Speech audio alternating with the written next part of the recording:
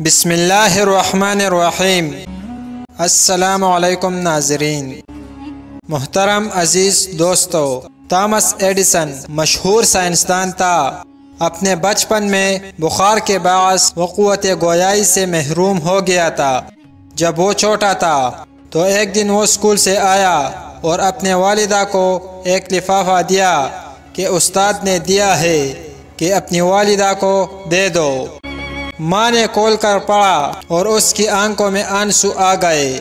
پھر اس نے بآواز بلند پڑھا، تمہارا بیٹا ایک جینیس ہے۔ یہ اسکول اس کے لیے بہت چھوٹا ہے اور یہاں اتنے اچھے اساتذہ نہیں کہ اسے پڑھا سکے، اس لیے آپ اسے خود ہی پڑھائے۔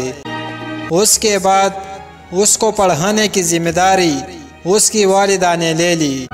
سالوں بعد جب تامس ایڈیسن ایک سائنسدان کے طور پر مشہور عالم ہو گیا تھا اور اس کی والدہ وفات پا چکی تو وہ اپنے خاندان کے پرانے کاغذات میں سے کچھ ڈھونڈ رہا تھا کہ اسے وہی خط ملا۔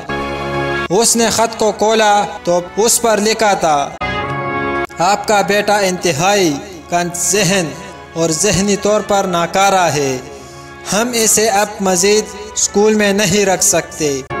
اسی دن ایڈیسن نے اپنے ڈائری میں لکھا، تامس ایڈیسن ایک ذہنی ناکارہ بچہ تھا، پر ایک عظیم ماں نے اسے صدی کا سب سے بڑا سائنسدان بنا دیا ہے۔